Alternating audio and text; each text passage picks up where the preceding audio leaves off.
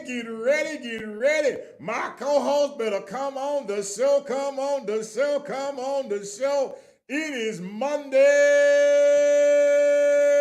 Speak on it. With me, it's your boy, the Louisiana country boy, along with my wonderful, wonderful, wonderful co-host, the little Diva. Oh, and we are, little Diva, you ain't on the screen with me. You, little Diva. Yeah, there she, well, there she go. Oh, you did. Hey, little Diva. I was like, he won't stop singing and answer my question, so I'm gonna just go and get started. I'm trying to ask him something. He's steady singing.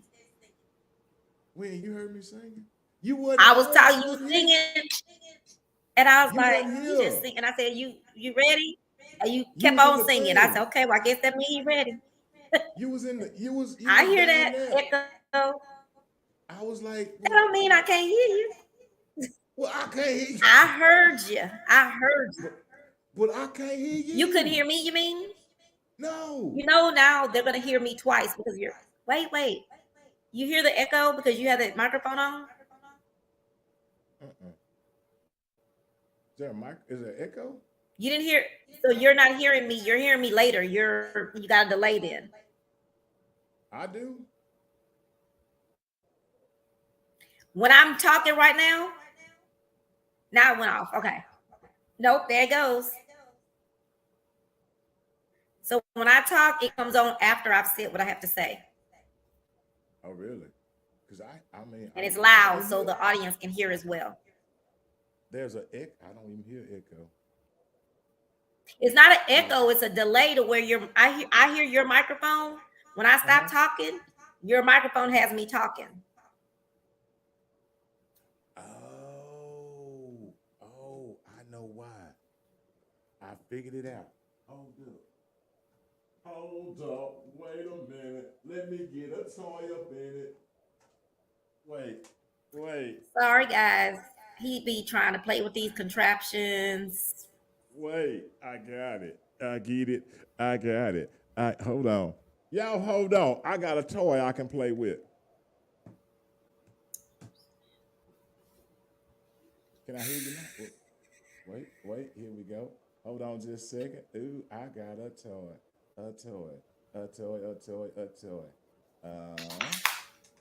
Getting right there.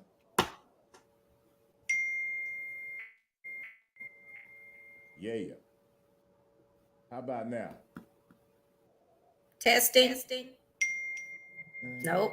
It's louder. No? You can hear me? Is it? I don't have no. How's that? Is that better? Okay, well, we're going to keep moving. We'll just have to have the echo. No, I don't put the whole thing on. I don't know what I did. Because we just done went. Can you hear me? You can hear me talking? I can't hear you talking because you ain't there no more. Where you go to? Can you hear me? I can't hear you. I can't hear you now. You can't hear me at all? Oh, hold on. Let me fix it. Uno momento, por favor. Let's see here.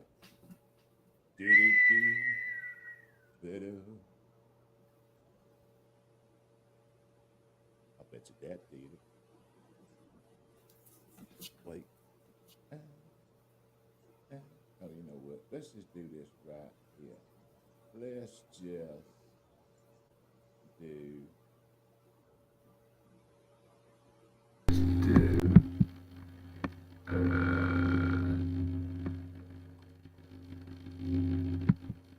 This. How's that? Can you hear me now? Can you hear me now? Can you hear me? Yeah, I can hear you. But I'm still. Are you still echoing? Because ain't this? It's on this mic. It's a delay. I have no idea because this mic is not on no more. How's that? There's something on because I hear a buzzing noise as well. Yeah, because I don't have anything. I don't know this now. All I'm doing is we live on the computer. It's going. We straight. Boop. Nah, she done went away. Lord, she done left us live over the thing. Hi now. What? There she go. Oh, she was Well, back. wait She's till you back. stand. Because Oh, the okay. buzzing noise is happening. And now I hear myself loud, really loud. Yeah, because I ain't got nothing on over here. I ain't got nothing. You unplugged your microphone?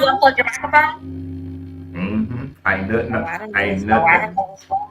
Yeah, I ain't nothing on right now, but me. You go ahead and talk. You can go ahead and talk because it's not going to sound right. Exactly. Yeah.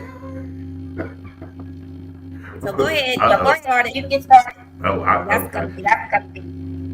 I think you need to get off and come back on. Okay. Hold on. Let me go back. Hold on.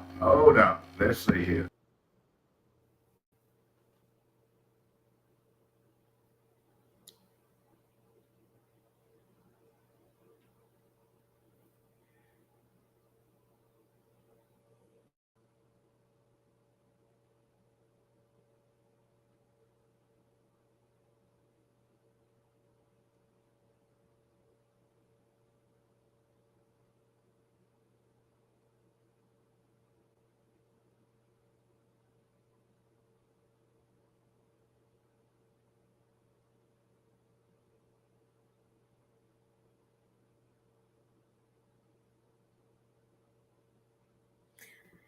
So hey y'all, I guess I should say something, huh?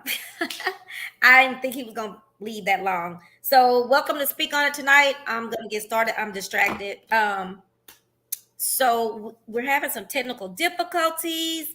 We didn't really have a topic. We're supposed to have a guest tonight. There. It's back again. It's okay. We'll make it work. We gotta go on. We'll keep going. I have no idea because I ain't got nothing on over here. Well, just before you came back, it wasn't doing it. Really? And there's a buzz coming from your computer. You have nothing plugged into your computer. Hold on a second. Hold on. There's no way. So we were just supposed to have a guest tonight. We don't know what happened. I don't know what happened to him. He called and wanted to come on, and well, y'all know how that goes. We'll have to have him on another time. His name is Tyrone Evans, and he's gonna be preaching his first sermon. I think next Sunday, and he invited me out. I'm probably gonna go and check him out. I've known Tyrone for many, many years. He started a nonprofit. Oh my gosh, so long ago. He wrote a book because during his tenure of running the nonprofit, I mean, he went. He has a really good story. Like he was on drugs really bad, went to jail a long time, got clean, went to these people and told them his vision of having it was like a big old apartment complex, and he wanted to change it into a homeless shelter for people, not a homeless shelter, a shelter for people who were former drug addicts and alcoholics.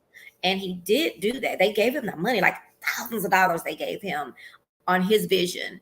And it went well for a very, very, very long time. And then something that always scares me, throughout time, board members came and went, and the board members decided they wanted to go in a different direction than what his vision was.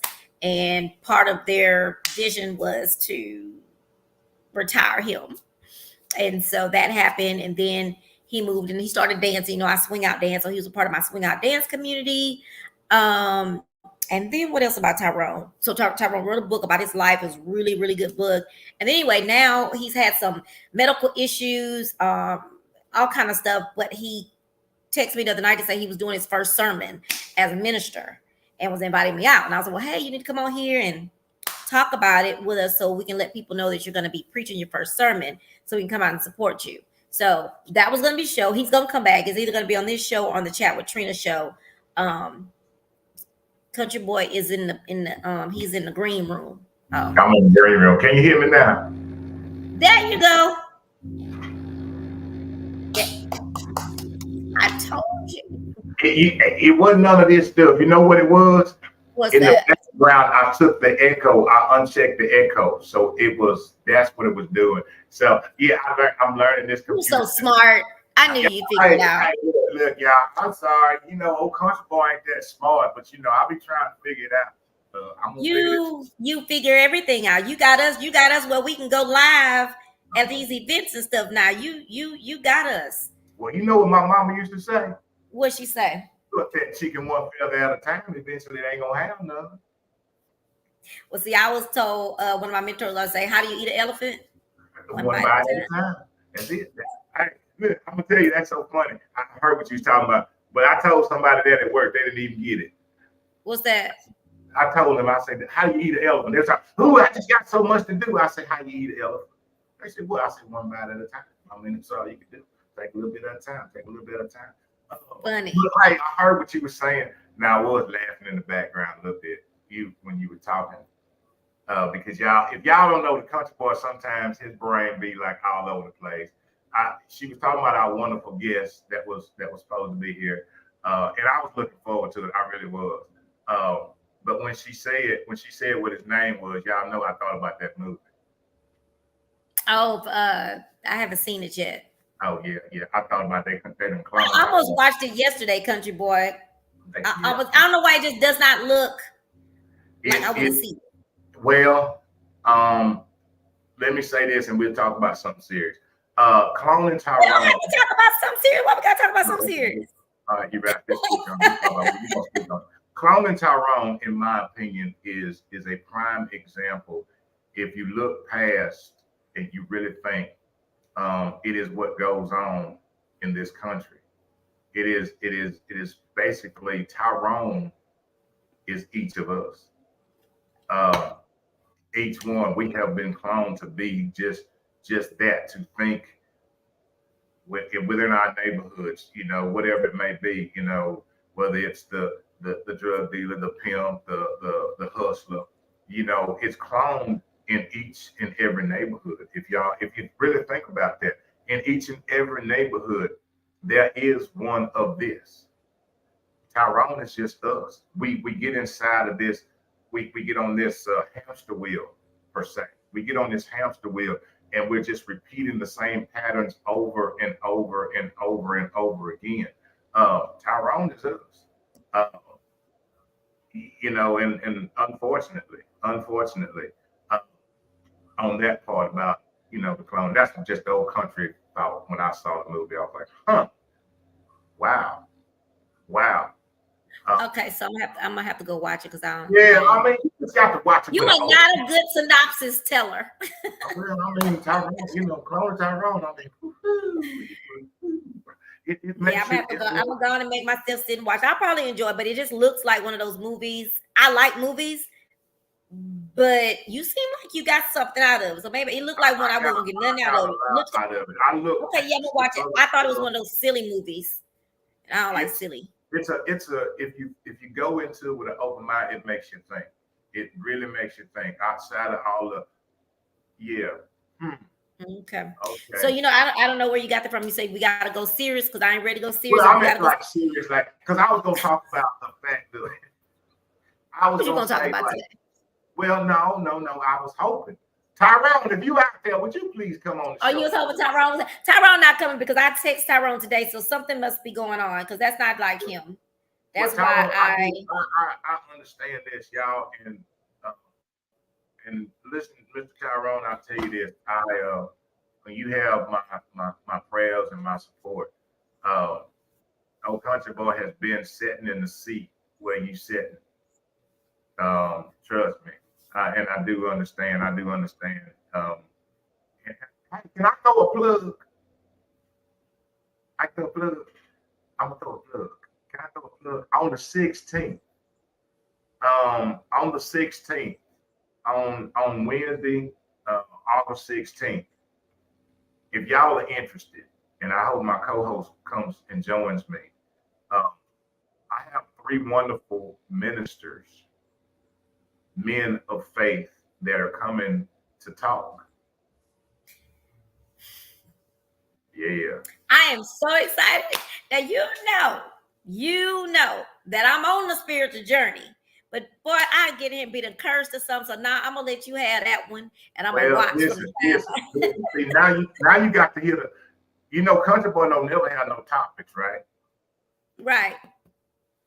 But I mean, that's a topic in itself. Well, Wednesday, August 16th, the Country Boy and My Worthless 2 Cents has a topic. Beyond the pulpit. The topic I might have some questions for you. It's going to it is going to be a truly, and we can share this.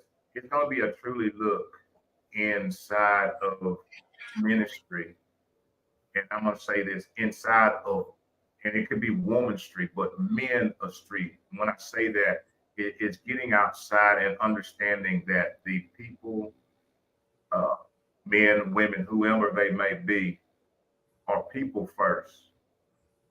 And sometimes we get so caught up in this thing and of looking at people in any situation. I mean, I'm not just talking about ministry. Sometimes we look at people and don't realize people go through, people have issues. You know, what is that thing you and I used to do the Wednesday? Check on your strong friends. People sometimes miss the ones that carry the smile. Sometimes, let me tell y'all something, and I ain't being really serious, I'm just talking. Sometimes the biggest smile carries the biggest pain. Sometimes the biggest smile carries the biggest pain. Because a lot of times, a lot of people are smiling because that's the relief of the pain. Sometimes a lot of people are smiling to keep from breaking down, like breaking down. And we forget that. I mean, we forget that. How is it that we become so complacent that we forget the same thing that we go through, somebody else goes through, the same bills that one person has, another person has. That same car note, that same, you know, gas ain't just exclusive for one set of people. Everybody got to buy gas. You know, it ain't like, whoa, they ain't got to buy gas. Everybody got to put gas in the car. Everybody got to have something to eat. You know, so why do we think that everybody ain't got to struggle? Somebody got, I don't know what your struggle may be, but I'm sure everybody got one. Well, that's getting up in the morning going to work because you don't like where you're going. Everybody got some kind of struggle. That's what I believe. You know, that's just me. And sometimes we forget that. Are you talking about the preachers? You think the preachers have things going on? Is that what you mean? Oh yeah, of course they do. Of course. Oh, yeah. Well, no, I mean, we were talking about the preachers, so I'm making sure because I was going to make a comment, but if that ain't, is that what? But you can make a comment. I mean, but yes, I mean, I'm just talking about in general. Now, I'm just talking about like everybody has things. Everybody, this life is not exclusive to one. Pain, hurt. Right, but so your show on the 16th about the preachers beyond the pulpit, y'all are going to discuss that? They're going to discuss whatever the ministers want. Okay, so let me just say, my fault, y'all. I'm slow, but the last thing we were talking about beyond the pulpit, and you said that, so I thought that went together. When you said beyond the pulpit, you started talking about everybody has something. Yeah, the topic of the show is beyond the pulpit. It is for them. I'm giving the opportunity for these fine men to be able to speak candidly, openly, freely, whatever it is that they want to talk about. But you were saying in that to say that because we never know what they're dealing with. Right. Okay. Exactly. That was the we never. Did I curve? Yeah, but we ended up at the same place. Yeah, well, no, it's you were there, but then it just kind of cut. I was like, wait a minute, are we still talking about the preachers on the panel? What I was going to say to that, they have things going on that we don't know about, but they also have some things that they definitely got some things that we don't know about. So they got to be fair, they got to be honest and open too, you know. about the some preachers that get the calling after they get married and they feel their wife need to come along, which biblically, yeah, I know the wife has to submit. But I would love to like to ask them and the first lady, do you think that's fair? How do you feel about that? Like, what do you think? What do you think about what do you tell your male people? And I'm not asking you this. I'm saying for them to ask them, when you woke up and God woke up and gave you that calling and you tell your wife, because yesterday we went out and had a good time with drinking. Now today I woke up and got that calling. I expect my wife to just change like that to become the first lady. And I'm being really serious because I know this to happen. I've seen it. And I've always said, y'all cannot like me no more if you want to, but I've always said it's not fair. I get the submission. I get that. But I definitely don't think it's fair for you to marry me as one person. I know we grow, but y'all be getting them callers in the middle of the night at 3:00 in the morning. Then at 6, you playing for me to be the first lady. And so I'm exaggerating, but I'm just saying that, and maybe I'm exaggerating, maybe I'm not. But there are some people that I know that the wives had a difficult time. They had to just change and become this other person. Matter of fact, well, that won't be the same thing because he was already a preacher when she married him. But I know at least 2 couples that when they got together, they were not, they were spiritual, they went to church, but then he got the calling and she didn't get the calling. She was still hiding her shoes and stuff in the car so she could go out because she didn't get the calling yet. Well, see, it's not it's not something that's instantaneous. It's something that you know and something that you grow. Well, see, let me say this. Well, wait a minute, hold on. I'm sorry, Tom. I'm sorry, I hate to pin you. That was why I didn't want you to answer that because I knew you was going to say that. You got to think about it. It's not instantaneous for you, the person that gets the calling. It may not be instant for them. But that woman who don't know what you're going through as you're getting the calling. Right. Well, see, there's the thing. That's the thing. Because what you just said, that woman that doesn't know. See, here's the issue with Country Boy. Is that as you're walking, before you become anything outward, you have to be inward. See, what people miss is ministry and love starts at home first. I can say this for myself personally. That's where it starts at. So it's not like you're not supposed to, and I know people do, maybe I don't know, but your thing is you grow with that person and you're walking with them. I don't go to the now I know better. As we grow, we learn. You don't go to the church or you don't go out and say, "Oh Lord, I've been called," but you have never had a conversation and you haven't talked about it. I know that. Well, I'm just saying, but that's what, but that's how the two come, and you're not going like, but you sit down and you have a marital conversation about these things openly. So that don't mean that she got to be like, "Oh, I got to have," because he knows her. And she knows, and so it's you're talking about a fantasy, because that ain't real life, in my opinion. That's not real life. Wow. Just because he's talking in community, I mean, we got to be real. That is not real. Just because he's talking to her, just because you got open communication, that don't mean she's still ready to be part of the church. No, I'm not saying that she's ready, but and it could be a journey. He knows where she is.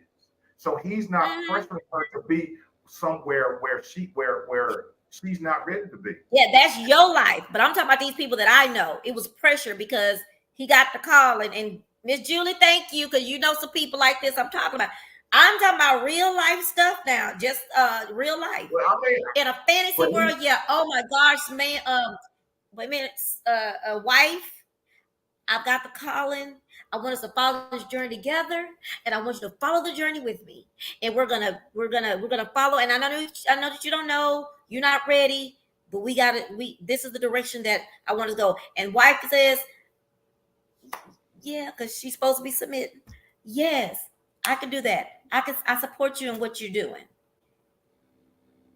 We have these conversations, but then husband is gonna start doing things more closely with the church and inviting wife to go with them. It's gonna be this. So no matter how much conversation you have, often, not say oftentimes, there are times the wife is just following to support the husband, is what I'm saying.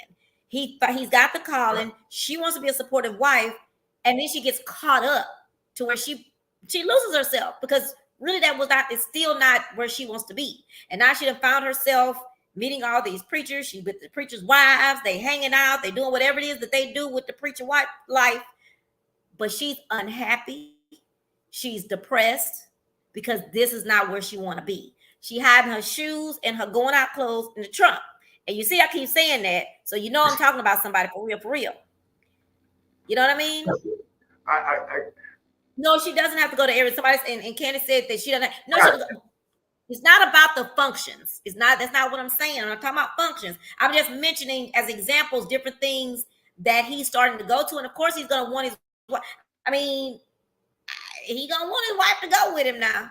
And if she's this great wife, great submissive wife, she's gonna go, and she's gonna go. And well, maybe I do live in a fantasy land because I don't think of it like that. I don't think of it like, okay, well, look, baby, honey, look, I'm in the ministry, so now you got to come do this. No, because again, what I have learned through failure is that ministry starts at home. I can't go out and be like, oh, this is what love looks like, and this is what sacrifice looks like, and this is what this looks like, but I ain't like it at home.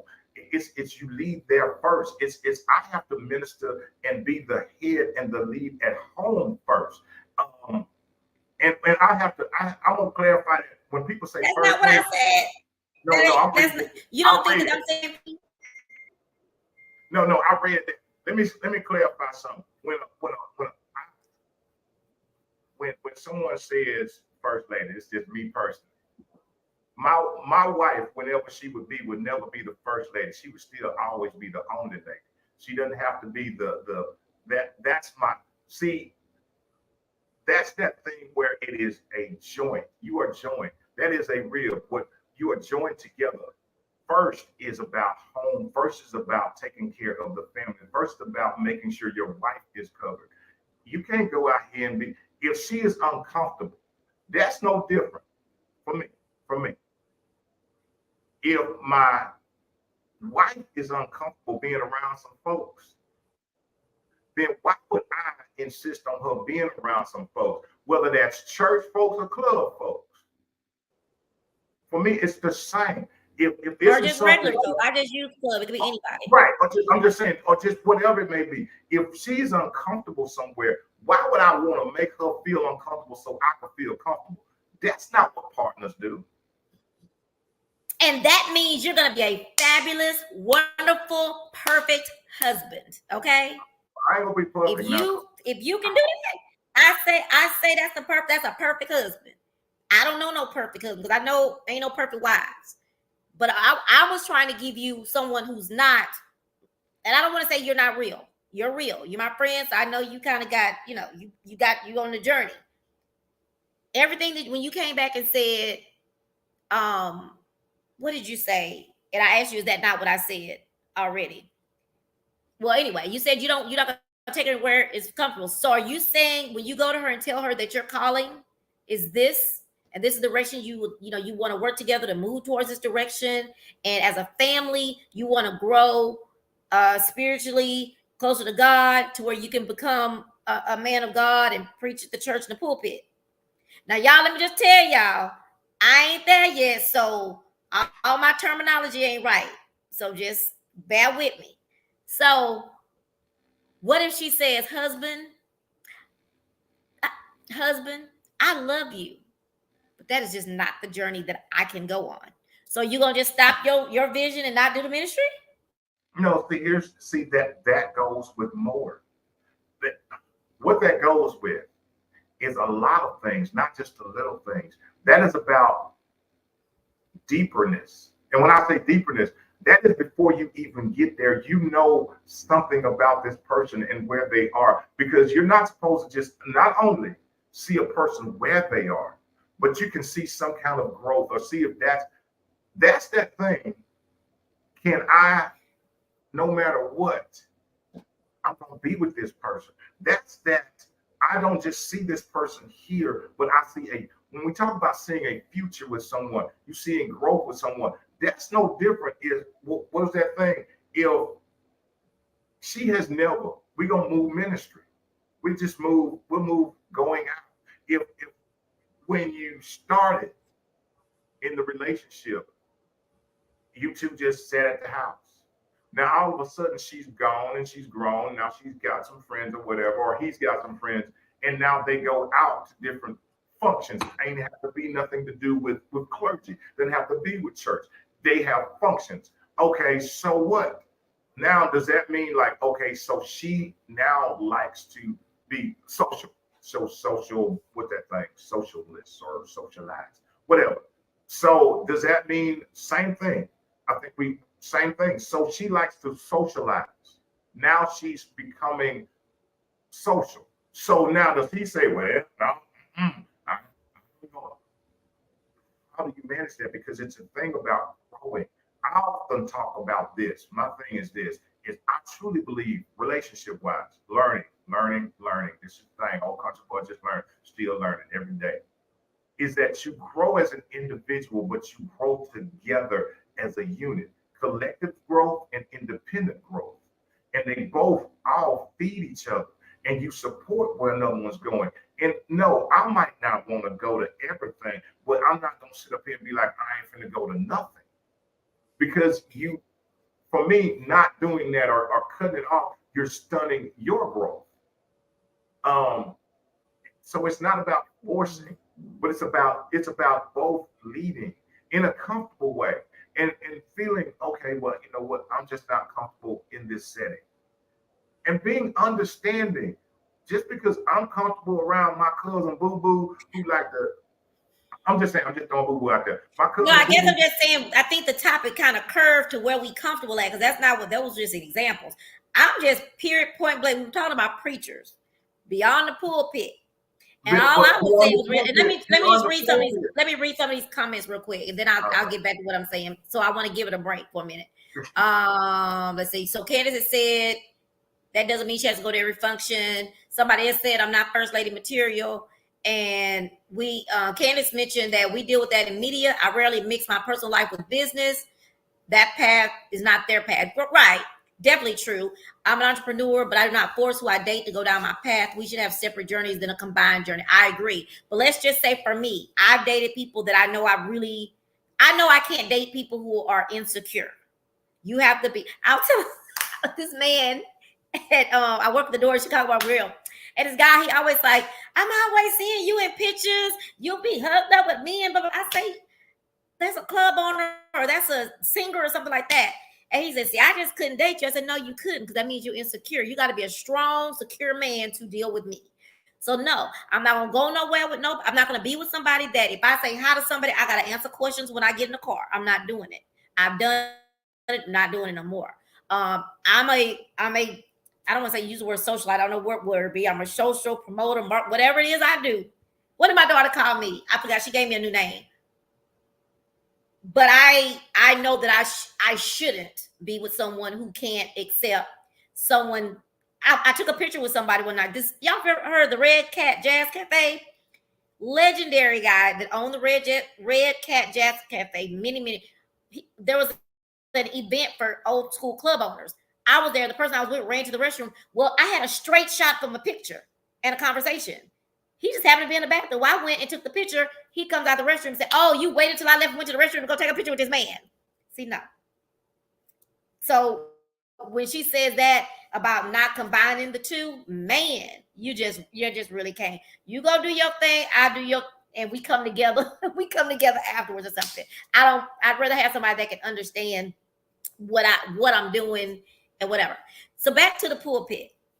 We gave that a break. I just have to come clear that up real quick.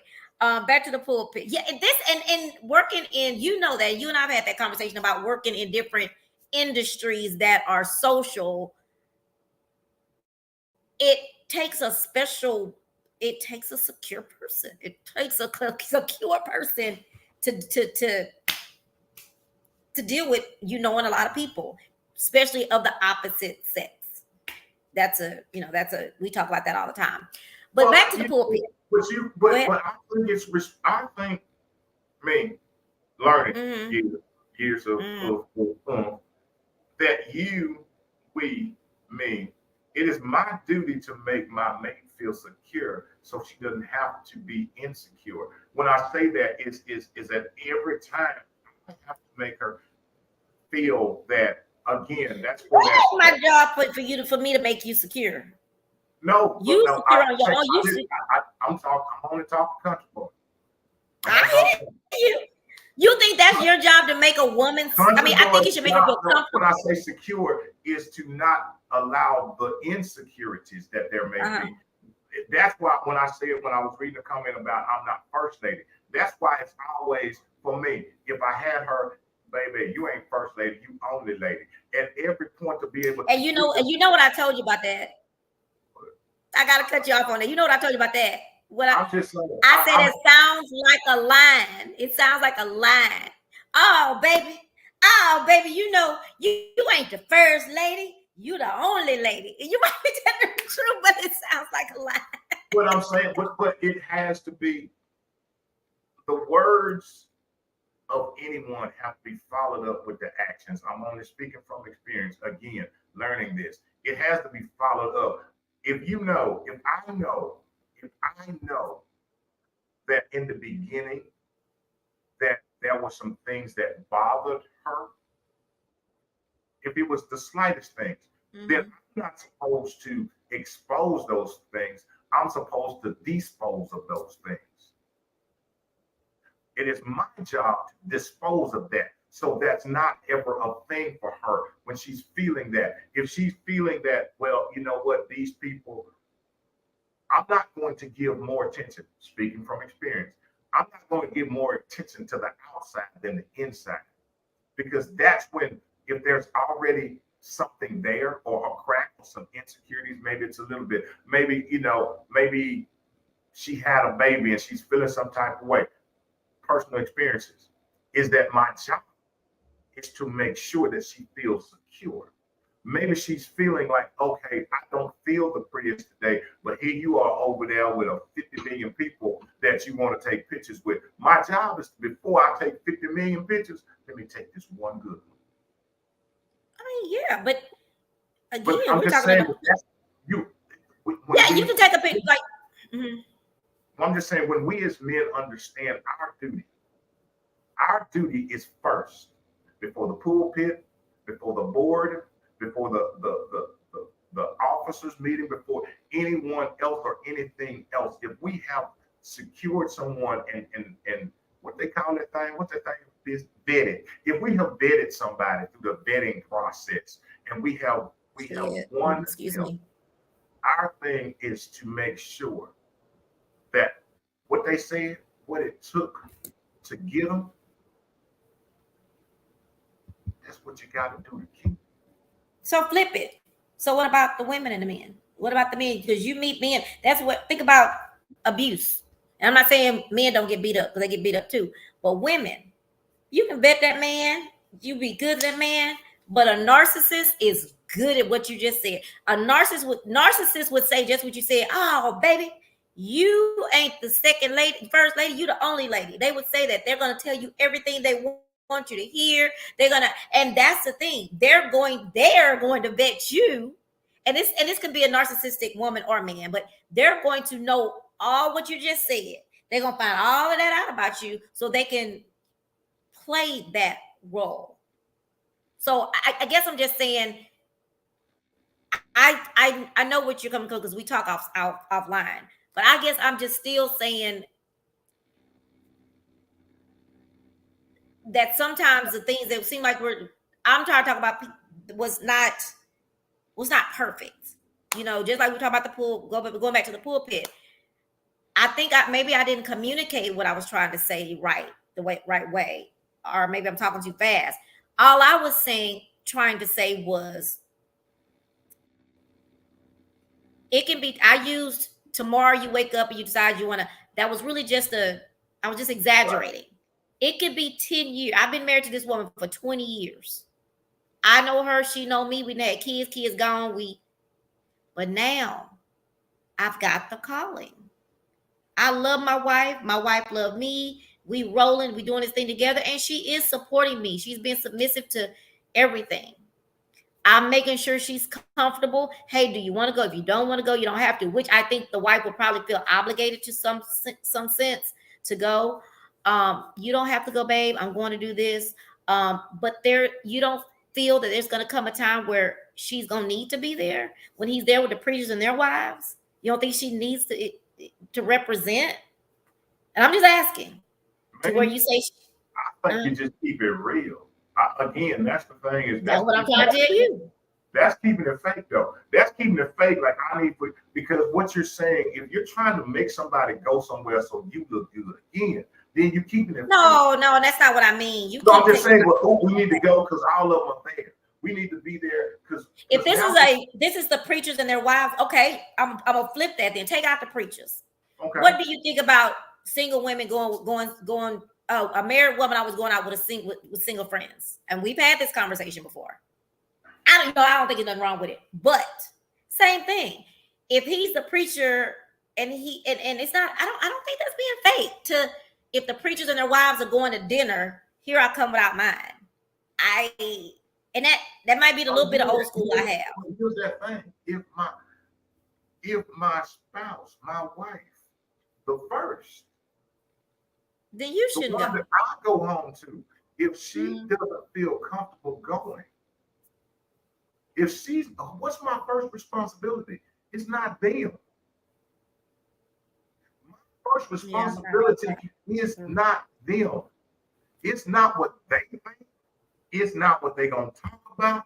My first responsibility as a minister, my first responsibility as a man is not anything other than my spouse, my wife. Okay. Hey, look at me now. I definitely don't know where my executive producer can't go. You already know that. So look, if the executive producer can't go, he's a child. That's totally different. I'm just saying. Like me, my kids went to Jack's, but I know you wouldn't take your baby to Jack's. But I took my kids, because I don't see Jack's as a club. But no, I'm just saying. What I'm saying is, I'm just saying that I think that's totally different. I think that's totally different when you say, I guess I'm just not communicating what I'm saying right. Because I'm not saying that. I get your feelings is that you think that no one, I'm just still on the thing is that if another party whom you are intimate with, if they feel uncomfortable about being somewhere, then you should respect them. It's not about respecting outside the house first. I'm only speaking personally. It is about respecting inside the house, what goes on in the house, because that is the union. That other stuff, them folks don't care two bits about you. I mean, that's how I think about it. They don't care two bits. Yeah, I definitely wasn't talking about that. That's why I say I don't think I'm communicating right. But my sister is on. She says sometimes after being together for years, people change, and what they once liked, they may not like anymore.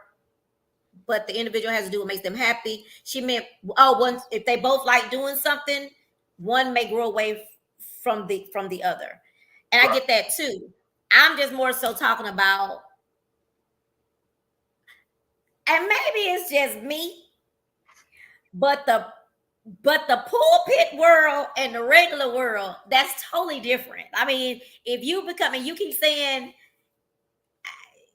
that you're thinking about outside. I'm not talking about outsiders. Let's just talk about you. You finna get married. You got somebody you married. You've been married. You decide. All I'm saying is you decide you want to be a preacher, right? Mm-hmm. So you I'm not talking about what the outside thing. I was just mentioning that I feel that that's just me. I guess that's where I am a little old school. I see married couples going out, even if they're not behind the pulpit. If the married couples go out or couples go out, I probably wouldn't want to go, to be honest with you. That's married couples together. Now, if it was a married person going out about with me and them going out, that's different. But to know everybody's going out in a couple, I would feel intrusive. I wouldn't really want to go intrude on that. And then I know that and I don't know, you know what? And let me quit talking because I am not a professional preaching pulpit person. So I don't know nothing go on with y'all. So maybe that's the problem. Why I'm not communicating right, because I thought the preachers and the preachers' wives go do stuff together. That's what I thought. I didn't know. Okay, all right. Let me ask you. I'm just saying, but y'all do roll. Wait a minute, y'all do roll together. Y'all be rolling in your Cadillacs. Let me ask you. Here's the thing. Okay. I think here's why I want to get the confusion. Before she was a pastor's wife, who was she? Before he was a pastor, who was he? Mm-hmm. Here's the thing: is you don't stop being a human being when you become a member of the clergy. You don't stop being, and with relationships. Here's the thing, and I don't know, and the only one I can't speak on is mm-hmm. when you're with somebody, then you become, and then all of a sudden, because when I went into the ministry, I was single, so it wasn't like I was with somebody like, hey, babe, guess what? That makes it easier, I think, if you're already in the ministry and someone comes to you. I don't think so, because let me say this, because that's the prime point. If you are already a minister and someone meets you, they know what your life is. They know there's a certain standard, and I don't care what nobody say. There is a certain standard that me and you talked about this the other day. There's a certain standard that a preacher is upheld to. You can't do the same thing that everybody is. I mean, you can, but they're gonna be looking at you side eye while you're in the pulpit telling me stuff. I'm just saying, if and that helps maybe my communication. If you were a preacher when I meet you, I know I can't be running out here cursing with you and your friends. That's why I told you I ain't get on that show with you and the preachers, because I've been cursed. So I know that, right? Right? But if you were not a preacher when I met you, you wouldn't know it. We went to church every so often. We might drop in on a Bible study online, but we wasn't going to church. We wasn't doing that. Now today you become a preacher. There is a difference to that. I know if I meet you now and you are a preacher, I know what I'm going into. See, let me tell you. If you wasn't no preaching. Well, here goes the thing. Here goes the thing. See, that's what my confusion is with this. Yes. Why? My transformation did not happen to time, and things and the people that were around me and have been around me saw the gradual changes. Right. It wasn't like all of a sudden. Now somebody might see me now that they see me now because I'm everywhere now. But I'm just saying. But you didn't hear me. I said you still crazy, so they're not gonna think you changed. Right, yeah. They saw the gradual changing, and that's why I get maybe where I'm confused with what you're saying about people being together. If you are together, then you should be the husband or the wife or whoever. You should be with the husband or the wife, whoever may be called into the ministry. Okay, it is not. It is a change. You start to see things different, and you start to see this person different. Like, okay, and this person not weak, but you see it like, okay, wait a minute. When in the beginning, maybe we went to Bible study, boom, boom, boom, but now we're studying, or I see her studying more. See, and that's the thing about it. That other thing is I see her studying, or I see him studying, or I see him praying, or asking me to pray, or we're praying together. It's the growth. It's the growth, and you're growing. So it's not like a shock, like, ooh, now because that same time, it's this conversation about, baby, I feel these changes coming. I feel myself being different than I was. And she's going like, you know what? I'm noticing the difference in you. I'm noticing that you're doing these things differently. So as it grows, and before he says, I've been called, that woman that's been walking with him will tell him, you know what? See, because the anointing that may fall upon him or her, before it falls upon them, somebody else will see it. Before David had the anointing, it was seen. It didn't just like, bam, oh, you got the anointing. It don't just, it is growth. It is growth. My pastor said it happened to him on the 610 freeway. He got his calling on the 610 freeway. That was told me. But let me just say, so here's another comment. It says, whoever gets their calling first should go with that and not push the other. Just like if your spouse goes on a diet, oh Lord, you shouldn't have to force. They shouldn't have to be on a diet too. I agree. But I'm gonna say this, and we're gonna have to agree to disagree. Which is okay. From what I've heard from many preachers, many pastors, it wasn't no 10-year calling. Often it wasn't a 10-year calling. I know my dad, it wasn't 10 years before he was called to preach. I know it was not a 10-year long thing. Most preachers and pastors, unless they test the line, I have heard it's been something to where it was, they were studying, I guess, or they were thinking about God or whatever, but it's always been one of those things that where it was something that it just came over. It just happened. It just, and again, I'm not saying that they weren't thinking about it, or I know some of them were struggling and pulling in tug of war with, and I've heard that, but I haven't heard, and again, I ain't nobody, I'm learning. I have not heard one preacher that have come through my life say this has been a 10-year journey as I've been called to the pulpit. They always say, like my pastor, Pastor Leroy Lacey Jr. of 119 Fidelity says, he was on the 610 freeway, and everybody know this story. He was on the 610 freeway, he had a wreck, and that's when he felt the calling. I've heard people, different things was happening. It was like, okay, I know that was it. I know that was the calling. So what you've described must be your story. I've just never had the experience. What I'm saying is this: a calling. Well, I heard you say that the person. I'm sorry. No, I was just gonna say a calling is like this. It's driving down the freeway. In my right. opinion. Like you talk about your pastor. It's driving down the freeway. You know that you done ran through some red lights. You know that there was almost a miss. Okay. Mm-hmm.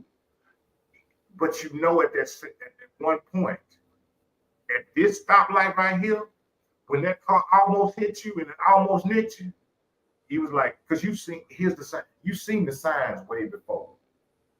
Mm-hmm. Kind of like anything else. You've seen the signs that were coming. You've seen what happens is now I'm answering what the call. It ain't the call right then. It ain't the call right then. No, what happened right then is you answer the call. Yeah. Because the phone been ringing. You talking about people. You talking about she's studying and you studying. No, I ain't heard that story. I'm just messing with you. Because you be giving these examples, and we love you for it. But you be giving these perfect scenario examples. And I'm trying to figure out, where can I find this man that you're talking about? Where can I find him? Because he's perfect. That's not perfect. That is what you have described tonight twice. Is this perfect man that's like, oh baby, I'm gonna dance with you, but I'm gonna make sure everybody, they don't talk to me. I'm gonna only talk to you. I'm only gonna pay attention to you. They mean nothing to me. I'm gonna only talk to you. I'm only gonna be looking at you. That's not even realistic, in my opinion. You might mean that, but people gonna look. They don't see. I mean, think about GW. Look about let's use GW for example. You didn't seen that, so he's making sure. You've seen his situation, right? Uh-huh. Now I understand he wants to make his wife feel secure. But does that mean ostracizing everybody else in the world to make her feel secure? Why would you? I don't think that you ostracize. I think that, again, it's about being inclusive. You're including the person learning. It's just this old country boy. This is the successful divorcee. Okay, so I'm only speaking from a successful divorcee standpoint. Okay, not a successful married. They say you're supposed to learn something. I am a successful divorcee, so I can take the lessons, okay? And you put them all together and go like, okay, got it, okay. You ain't got to run over me no more. Learning these things is that I'm saying that you see if this, you come to a person not knowing everything. Again, you come about learning. You come and open to discuss, and you make the person, you have to make your mate feel comfortable to come to you with whatever it may be, and not that you're going to judge them. Because yes, that's when the shoes going to be hid in the car.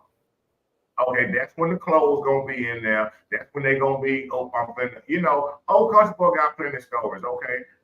Felt that way, been that way. I used to keep my clothes in the car, and I went to the store every Friday, okay? I'd always actually want something back from it. I didn't say I was going to the store. My thing was, I'll keep it open, honest, and transparent. My thing was, before she got home, I had my clothes on, I had everything ready, taking a shower. I was sitting there by 8:30. I'd be like, you want something from the store? And then I hop in the old vehicle and I run on to the club. I get back by 2, 3 in the morning after I done clubbed up, whatever. And I didn't, then my tell a lie was, I never said I was going to the store. I said, do you want something from the store? And if you said yes, when I came back, I'd have brought it. I'm not saying that that's right, but I'm transparent. I'm going to keep it 100. That was my tell a lie. In the man, I know. That was my tell a lie. My tell a lie was deceitful, because I didn't want to say, ooh, I want to go out, because now it wasn't a comfortable situation to say it, because I don't want you to feel, because sometimes when you do that, then you're with somebody who's going to be like, oh, so you want to go this week, so I'm going this week. Then right, but why would you even be with somebody? I mean, I know when we were young, but now that we're older, we're going to marry someone who is. There you go. That's what I'm saying. We grown.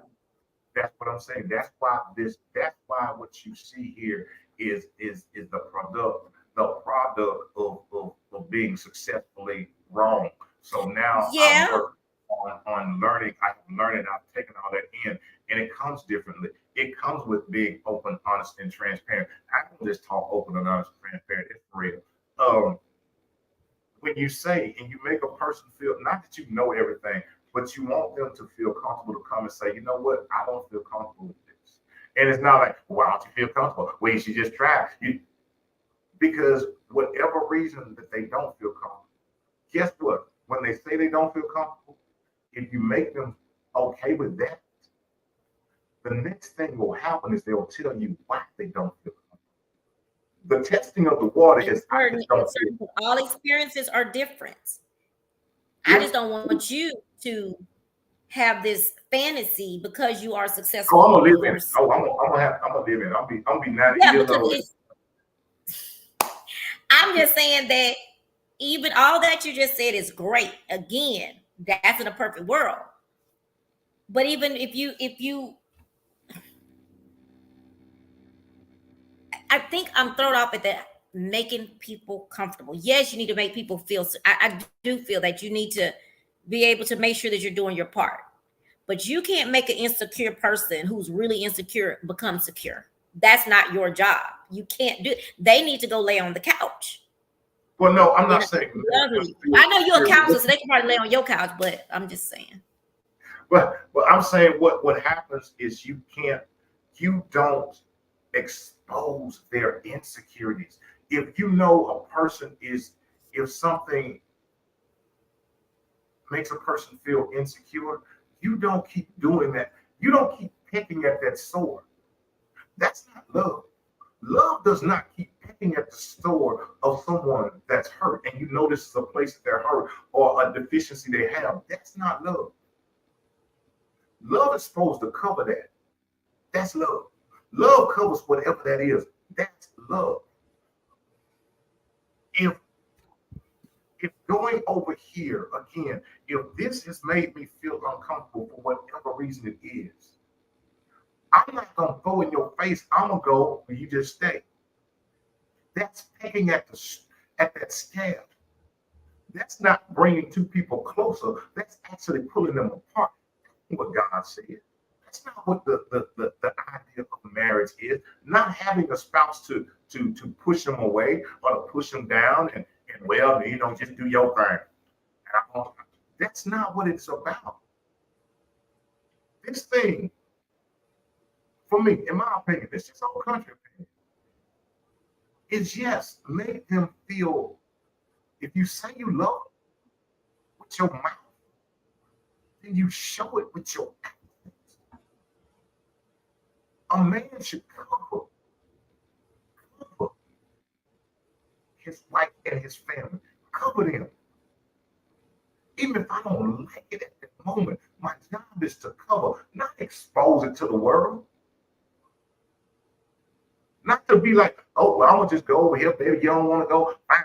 Then you know what? And then I'm going to come back and bring you the negative stuff. Well, you know what? We had such a good time. We was over here and Pastor Joe's wife was saying this, or Billy Clyde's wife was saying this, and they was all, that's not covering your wife.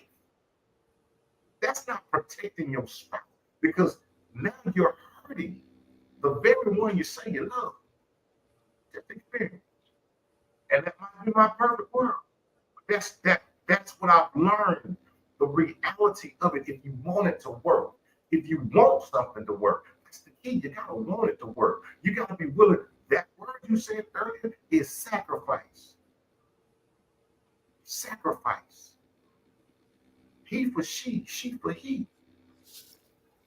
But the only sacrifice that you have said in this whole entire conversation is a sacrifice. And I know you're gonna say the man is the head, but the only sacrifice I've heard in this entire show was a sacrifice that the man have to make.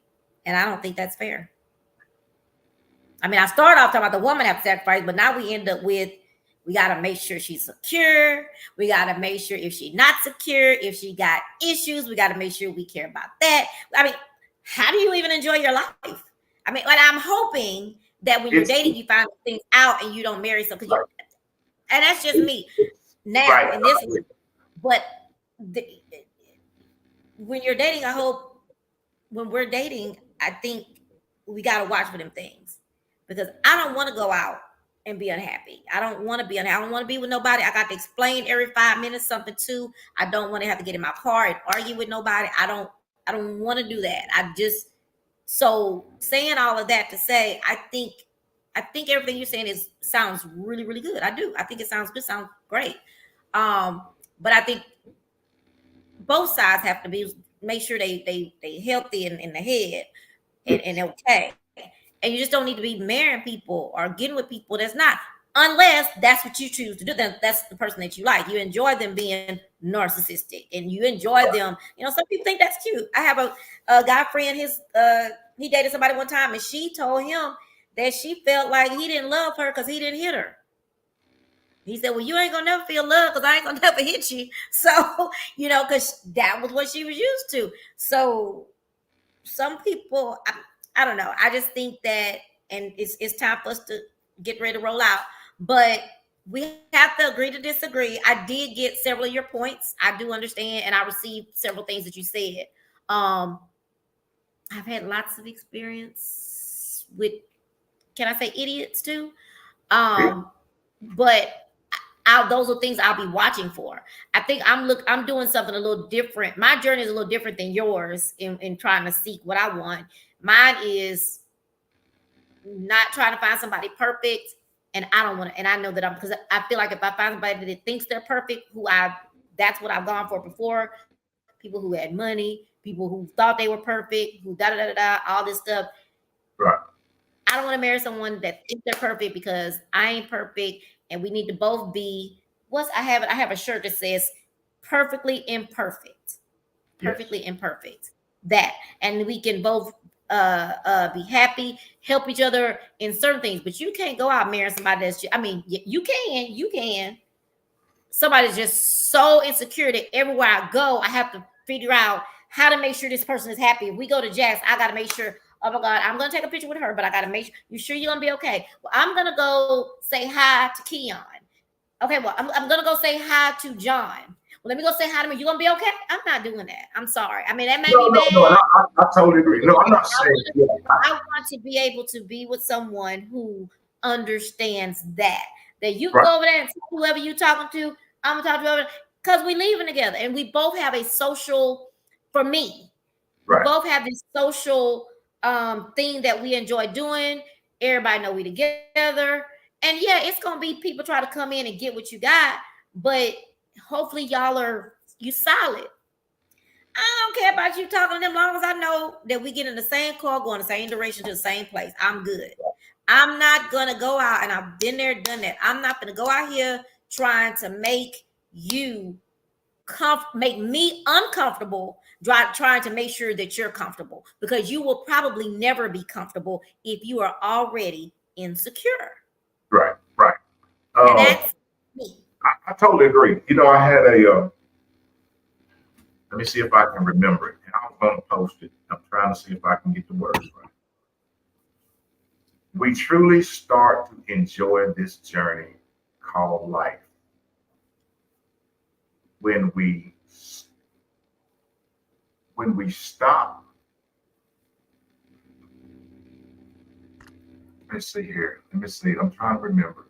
We truly enjoy. I had it wrote down. God gave it to me, and I was trying to write it while I was driving, but it wasn't working. We truly enjoy this journey called life. Learn to enjoy this journey called life when we stop trying to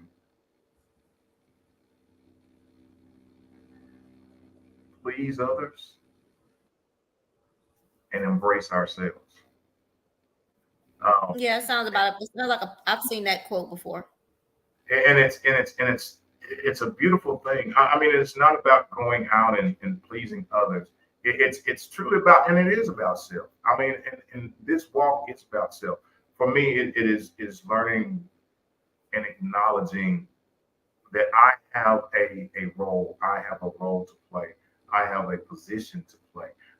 There are things that I have to do as a man, as a man. It is to make sure that the person that I'm with is secure, is safe.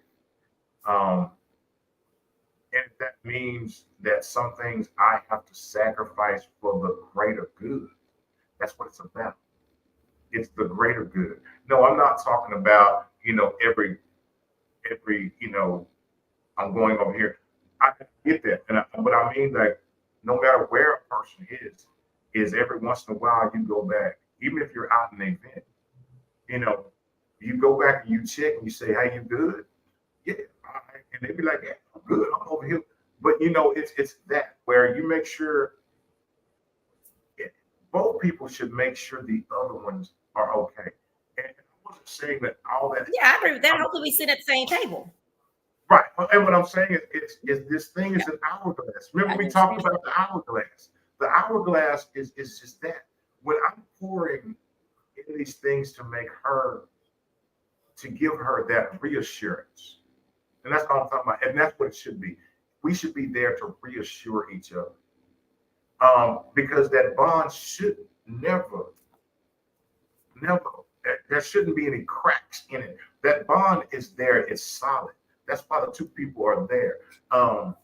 Because that's a and then just think in what you said right there, in that kind of person, in a confident person, if you find you someone who is confident in themselves, they have something already, and it's not someone that you've helped get stuff, or you're trying to help them realize that there's somebody. They already know there's somebody. They have a confidence. They're secure. They got a good job or some kind of job where they bring in money too. You're gonna be happy because you're not gonna have to do all that, country boy. You're not gonna have. You're not. Let me finish. I mean, I'm not saying you're not gonna want her to be secure, but you're not gonna have to work that hard. You're not gonna have to work that hard. And that is what I want for you. Let me finish. That's what I want for you. And Go I get for, it. and I hope that you go for someone in your life that you don't feel like you have to pull up. Yeah, pull them up if they need it. But if you go out looking for someone who already is pulled up, y'all equal when it comes to your confidence level, you equal when it comes to security, y'all gonna be good because you ain't gonna even know what to do. You ain't even gonna know what to do because she gonna always, oh no, I'm good, we good. Because she's good and she's secure. You don't have, she gonna probably tell you, look, boy, you don't have to keep telling me that I'm cute because I know I'm cute. Or you don't have to keep coming check on me. We good, you know I'm good, we good. You don't have to worry about, you're not, it's just going to be a different feeling of what you're saying to me. I get everything you're saying because I know I just think if it's a different type of person that you end up with that has the confidence and that has these things and that's already y'all at kind of at the same, she's bringing something to the table, you bringing something to the table, it's going to be a whole different thing. And you ain't, and you're probably not gonna even know what to do with it, like because you're so used to have. I'm not saying you as you, but in general, someone who has had to do that before and had to make sure, or somebody was mad because they was. You're gonna be the, oh, you're not mad. Oh, I don't have to explain this. Oh, you okay with me talking to Sarah for 5 minutes? It's gonna be amazing. No, and I know what that's like. I mean, I know what, and all of that. You won't have to work that hard, and that's what I'm going. I don't want to work like that. I don't want to work like that. No, now, I'm not saying I don't get jealous. Right. Mm-hmm. All I'm saying is that it is we're there to pour in, just to pour in and make sure that the person is always okay. You know what I'm saying? I mean, it's that level thing. It's if baby got, look, if I'm sick, then I hope she called back. Yeah. But I'm just, and that's not what we were talking about. You know, yeah, but that's not what, yeah, I get that. I think it should, it's probably not, everybody tell me everybody don't have common sense, so I ain't gonna say it should be common sense. But I ain't talking about if you sick, you ain't gonna hang out with them. I'm just in general, you keep talking about when we out, I got to make sure I got to take a picture with her first. My thing is, it's swing out. They're like that. A lot of them be like, well, I got to dance with my spouse first. That's then before he can dance with somebody else. And the woman saying, I get that. Y'all do what y'all do. But I always feel like, now what is my song on? And you still speaking to people? Or you still up here tying your shoe, putting your dance shoes on? I got to miss the whole song because I don't care. We can walk in, we walk in together. Go, if the song, hey, you want to dance? I'm still putting my shoes on. You go ahead. I don't have to have the first dance because I can have the last dance. Like what you said about you ain't the first lady. You don't. I can dance with you 24 hours a day. So I don't care. We're here at the dance. So you go do your thing. Now I don't want you to be gone all night. I'm gonna be mad. But I'm just saying that it's a great feeling when you don't have to do that. I think it's silly, but what you to each his own. What you just said, that was the part. That's a what? That was the part I was talking about. That one thing that you said. He's still putting his shoes on, right? Mm-hmm. You say, hey, you mind if I that part? Well, I mean, I hope people do that. I hope people don't just run out and go dance. That was the part I'm saying. That was, but if he has the look of, are you still going? Because now you know. I hope you wouldn't walk in some place with me and you just go dance, don't say nothing. No. Then you would be living by yourself. What I'm saying was, you walk over. You walk over. He tied his dance shoes or whatever up, and your song is on, and you're like, but it's about to, and you'll be like, well, you mind if I go? And I'm probably not gonna say if you don't mind, I'm gonna probably say, hey, I'm finna go dance because you still putting your shoes on. I'm gonna catch you at the next stop. I'm just saying. Don't tell nobody. I'm just saying. But being real, I'll be like, well, I know you put your shoes. I'm gonna go get this dance. I'm gonna come back and catch you on the next one. But no.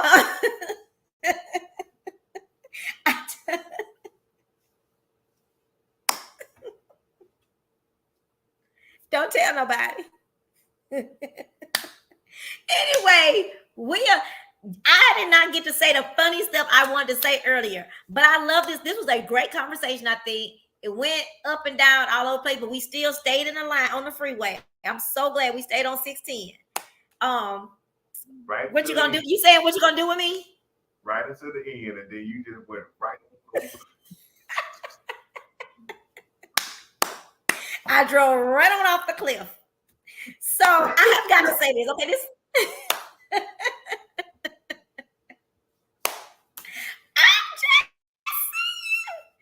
Okay, so let me say, okay, great show. Thank you, Miss Julie, for saying it's a great show. Appreciate y'all for checking in, and we love the interaction.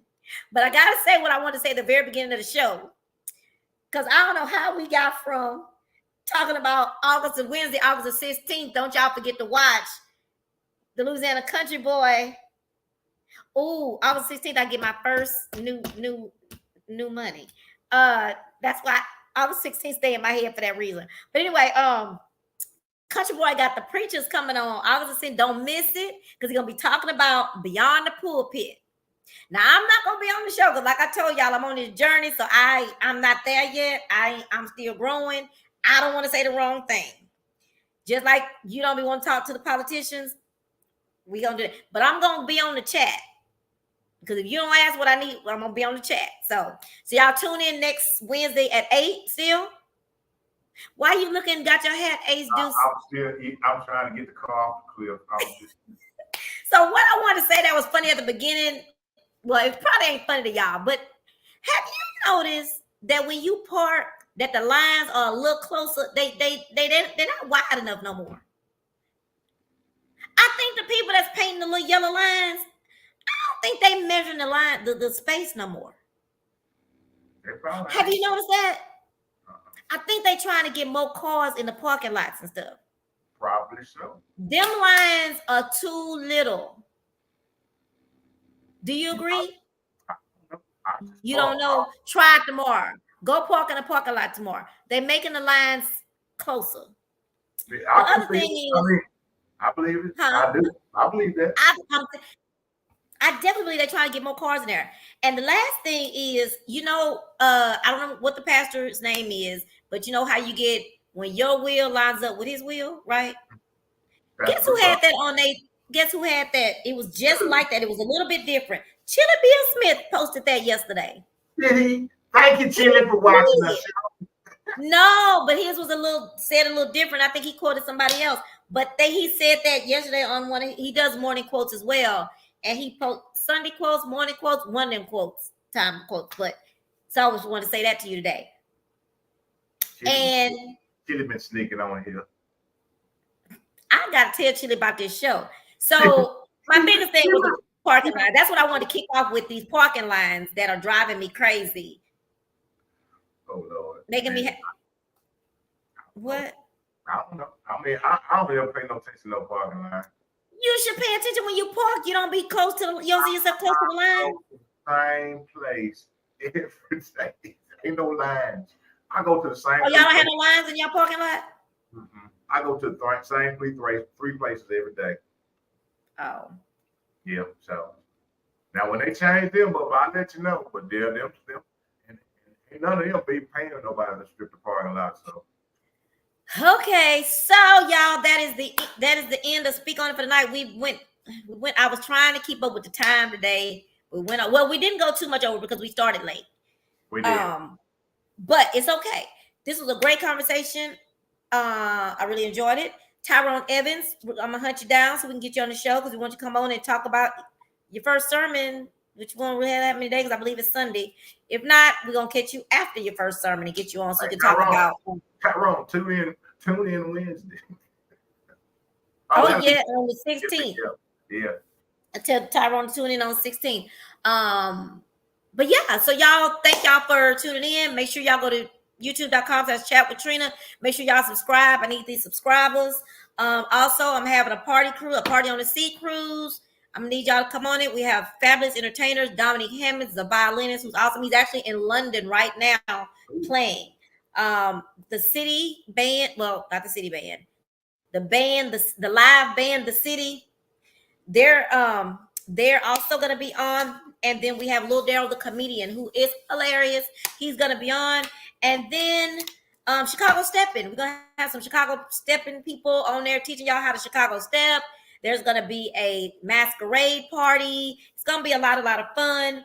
It is spring break time. So it'll be Thursday, March 7th, Thursday evening, about 3 o'clock. We leave. Come back on Monday morning at 8, March the 11th. So y'all check your calendars. Come on this cruise with us, and let's have a party on the sea for 2024. Take it away, country boy. All I want to say is two things. One, is that we will be out. Are you coming? Yeah, she's coming. This weekend, we got some special stuff coming up this weekend. Y'all please check out the flyers. In the hood, right here in the hood. In the Clark, baby. In the Clark. We're gonna be in the Clark. What's Hiram Clark? What's the Clark? You talking about Clark? We're gonna be in the Clark. When you first said hood, I thought you meant Acres Homes over here, but no, we talking about Hiram Clark. We'll be I forget there's more than one hood. Saturday. My favorite chicken place, Golden Chick, is having a thing for the kids. Gonna have some food, free food. You know, I'm be there, free food. They're giving some stuff away for the kids. Gonna have some games. So my co-host and I will be there on Saturday, and then we'll be kicking it again on Sunday. She got the address down. I ain't got the address there, but we're gonna somewhere. Don't say. We will be doing that this weekend. Y'all just come out and support. It is wonderful. I love it when we give back. When you have done something and the neighborhood, the community has supported you. And what I mean by that, if they come and buy your place, they're buying your stuff, they spending money there. There's nothing wrong with giving back. You give back. And I applaud the Golden Chick for what they're doing. There's a lot of other people that are doing it too. I applaud you for giving back. It's school time. I know it's been a hot summer. A lot of these kids, they may not have a supply. You know what? Don't be so prideful that you can't come out and get some of this stuff that people are trying to help. It's tough out here. So when people are trying to give, trying to help, y'all come out and support it. It's a great thing. I thank Golden Chick for allowing this old boy and my co-host to come out and do a live broadcast from there. So we're gonna be out there. Y'all gonna see me with a chicken leg in my mouth. I promise you that. Y'all gonna see him 2 days. He's He's gonna do 2 whole days. 2 days. 2 days. Whole day. Wait, you gonna combine them? Oh Lord. But it's gonna be a great event. So yeah, I know sometimes I'll be a little bit tough, but I will say this from the bottom of my heart. I appreciate each and every one of y'all. I really do. I say thank you for watching. Thank you for tuning in. Thank you for supporting. It really does mean a lot. It really does mean a lot. I am very bad at reading comments. I don't read them. I'm gonna tell y'all right now. I don't read no comments. I'll read them for you. But my co-host does, and I'm so grateful when she's around because she done got on me about that. You give me some comments, I'll be like, well, they just gonna have to be there. I don't see how you don't see the comments like right there. They like looking at me. But I ain't got time to be focusing over there. I mean, I thought you wanted people to be interactive. That's how they're interactive. Well, I thought, they say something. They can't say nothing to you. Oh. You feel like, be interactive. Ask us something, but I ain't gonna read the comments. Yeah. I'm sorry. Ask and answer. And Miss Julie did say, have a great guys. You guys, good night. She going to bed. Good night, Miss Julie. One more thing. I did forget. I have to interrupt one time and I'm going to shut up. I'm going to shut my triple trapper. If you are a retired teacher, college student, someone who just doesn't work during the day, or have some time after school, we have a new program, and we're looking for people to teach. I'm looking for somebody to teach karate. I need somebody to teach karate like now. But anyway, teach karate, boxing, yoga, Zumba, all of these things. And this new program, the superintendent is wanting to give opportunities to students at some of these schools, in some areas that otherwise may not have these activities. They would not be able to participate in these activities because it costs money that they probably don't have. So he's bought spin bikes for every school in those areas. He's bought cameras for them to take. So we need somebody to teach photography. He bought keyboards for all the students at the school. Yes. Oh, he's bought the movie maker software. So if you teach any of those things, reach out to me. They're paying $30 an hour, and you can work up to 25 hours. Okay, it is a contract job. You will not be an employee of the school district. You will be contracted on your own. There's just some paperwork you have to fill out and then be approved, and all that kind of stuff. But if you can teach any of those things, or someone else, you do not have to be certified. You don't have to have a degree. Holla at your girl. We need some, and they're going to be called dyad consultants. And you'll go on the campuses. The schools that I have are Fleming Middle School, Bruce Elementary, Isaac Elementary, Atherton Elementary, and Henderson Elementary. My schools are in Fifth Ward and the Cashmere Gardens area. So, yes, this is a great opportunity. So if you know someone that's late, as a lot of people are not working right now. Someone that knows how to teach etiquette, character lessons, anything like that. We need you to come and help our babies we have someone that's going to come in and teach financial literacy to 8th graders. The Houston Area Urban League is going to come in and teach that. Like, that's stuff like that. You want to teach knitting, I don't know. And we have budget, so we can, help you out if you need some yarn for the knitting. Let us know. All that. Let us know. Reach out to me. I'm on all the social media platforms. Reach out to me. Reach out to your network so that we can get these people in to teach by the first day of school. That is the deadline. We got to have people in by the first day of school. All right, $30 an hour. $30 an hour. And you get to, there's pretty much a variety of schedules you can have, okay? Sorry about that, country boy. I just wanted to make sure I said that. No. I think that is very important. That is very important. We often talk about if you've been blessed to have learned something, it's your opportunity to give back to the kids. If you've got some free time, you do some knitting or some playing or some yoga or some karate. Here's your opportunity to do something good in your neighborhood or in the neighborhood and help our children. And they're paying you to do it. So I think it's a wonderful thing. Everybody wants to complain about something. Everybody wants to complain about this. But here's an opportunity. That HISD is offering. I think that you have the ability to do it. Hey, what's wrong with it? Go for it. Quit complaining. Get up. Do your thing. That whole conference, like, I wish I'd do some karate. Bruce, can I bring a Bruce Lee movie?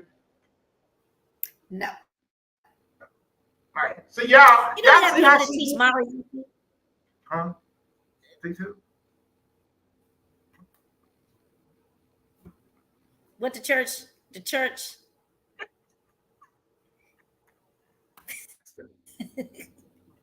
I be dancing to the live music, and I be doing the swing out stuff, and the song be too long. I turn around and be like,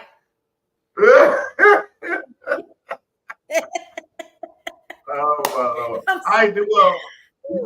You got. Oh, and y'all remember? I want you to know because I ain't got nothing to do. Go eat here in a minute. This is the little diva chat with Trina. This is her birthday month, y'all. So y'all make sure y'all show her some love. This is her birthday month.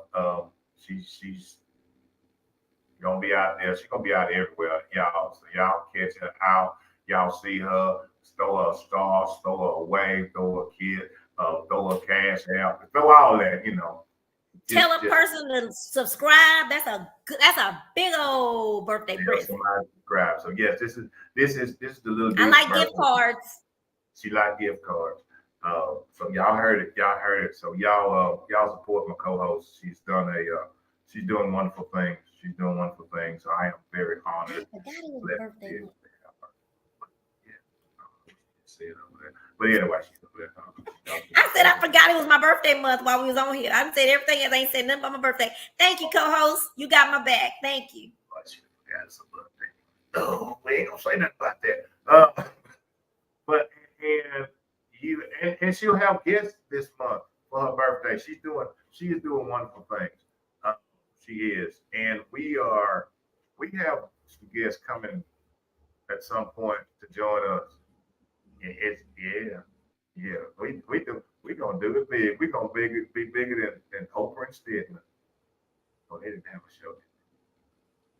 Anyway, it don't matter. Miss Julie, you still there? I thought you went to bed. Hey, Miss Julie. Miss Julie back. Go ahead, so Miss Julie can go to bed. Now you holding her up. Okay, look here. We gonna end this thing again. Old country boy from the bottom of my heart. I just want to say thank you. I greatly appreciate those that roll through. When I say this, I mean this. It's this. When our will lines up with God's will, then God will. And I mean that, and I know that, and I walk that. Grace, His grace, His grace. Can you hear me? Can you hear me now? Yeah. I moved from this thing right here because somebody made me disconnect all my utilities, so I got to use this right here. So I got to get down on the old computer right here. So y'all, I can't use my microphones. I got two of them. She won't let me use neither one of them. I got to use the computer because but it wasn't her fault. Was not my fault. It was me. But I'm gonna let him, because he's my friend. I'm gonna let him blame me. It's okay. I got you. I did that. I messed up. I was in there playing. I shouldn't have left it alone. But anyway, I'm very grateful. I'm very grateful. So very grateful. Y'all, I know that we all go through some things. We really do. I'm gonna say this, and then I'm gonna close this thing out. I know that we all go through things, ups and downs and struggles. But what I will say is just keep pushing. You just keep pushing. You just keep going. If I can't tell you nothing else, the one thing I know for sure is this, that if you stop, you're going to be exactly where you're at. I promise you that. If you stop, you will never, ever, ever, ever go any further. Just keep pushing, keep going. And that leads me into saying that if God has given you a vision, if He's given it to you, no matter what it is, it's yours. Don't worry about people that tell you what you can't do. Don't worry about people that don't believe in you and don't support you. You just keep going, because if He's giving you the vision, trust me, He will provide the provision for that vision. You just keep going. You keep pushing.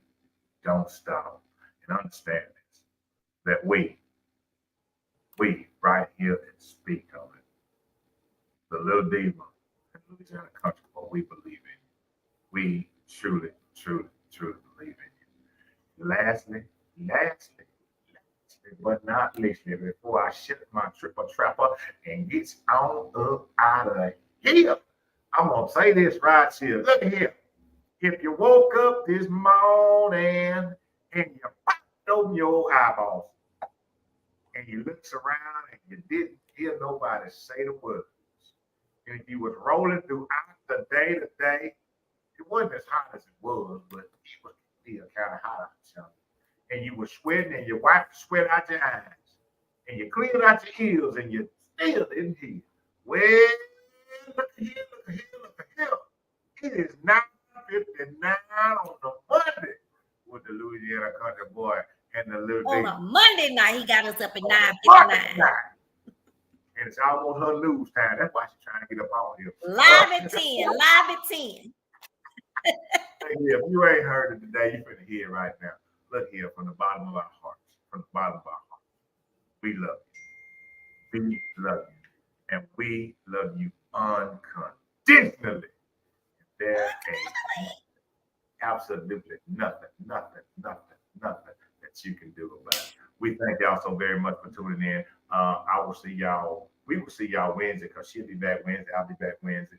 And then we will definitely see y'all Saturday and Sunday. I don't know if she's going to be with me Sunday or she's going to be with me Saturday. But I'm going to have some chicken in my mouth. I promise you that. Golden chicken, Saturday, Sunday. We're going to do Golden chicken has chicken strips? Yes. Okay. They do. And chicken wings. Chicken strips. Hey, Minister Larry. I see. Look. Hey, belated birthday. Let me put him on the spot. I'll see you this weekend too, Larry. Okay. Where you gonna see Larry at this weekend? He gonna come out and support us as well. Look, okay. That's what you call Larry, I need to be on that. You need to invite me on this show. I got things to talk about on your show. I think I talk as good as Country Boy. I want to come on the show. You talk better than me. You don't. No, I don't. I chop my words up. They like that. They like that you chop your words up. Oh. You know, when I came on that time and they thought you was coming on and ended up being me, and they was doing the angry face.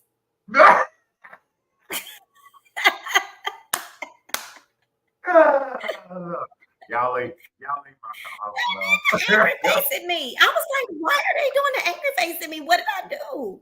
What did I say? Oh. But anywho, they was like, this is not the Country Boy. You are catfishing us. Is what you're doing. Because you do not look like Louisiana Country Boy. They just need somebody laughing. That's okay. Guess what? I gotta say something else. Guess who started daycare today? Who?